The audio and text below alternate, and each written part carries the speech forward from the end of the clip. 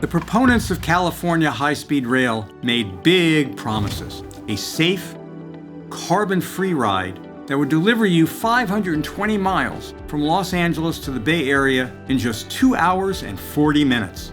For California's taxpayers, it would come cheap too. Its original projected cost of $33 billion would be paid mainly by the federal government and the private sector. For California voters, it was an opportunity they couldn't pass up. In 2008, they approved a $9 billion bond measure to fund the project.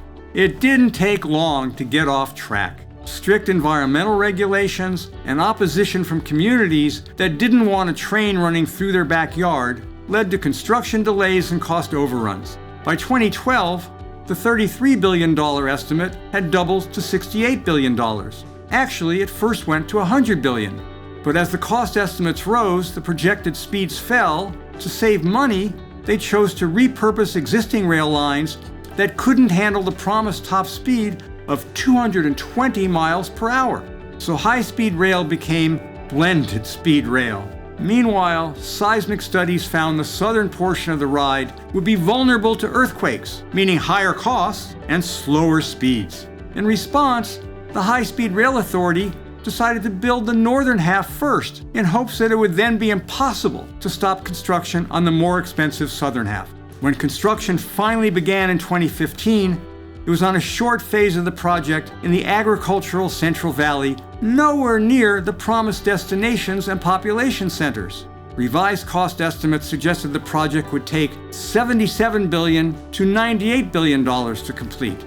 And that doesn't even count the large operating deficits run by virtually all high-speed rail systems around the world. Making matters worse, except for a small initial federal grant, the private and federal funding originally expected to pay for most of the project never materialized. A decade after California voters approved the project, California Governor Gavin Newsom admitted defeat. The initial phase of the project will be the final phase of the project.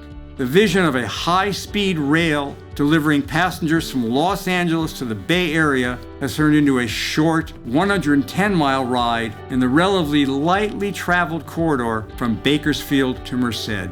What lessons can we learn from the billions of dollars wasted on the California boondoggle? The failures of the California high-speed rail system were predictable. Before construction had even begun, due diligence reports found that the promised speeds and low cost were based on extremely unrealistic assumptions. Today, many politicians are proposing massive investments in public transportation projects. Whether it is the Green New Deal or the platforms of Democratic presidential candidates, the proposals inevitably promise cheap and reliable travel options that will free the nation from carbon-emitting transportation. But California's experience is not unique. It reflects the environmental, political, and economic challenges that any large-scale transportation projects would face. This doesn't mean that future high-speed rail projects are not worth considering, but misleading voters about the true cost of the projects, the time it will take to complete them, or the eventual rider experience will mean more trains to nowhere, financed by gigantic tax hikes, and further erosion of trust in government.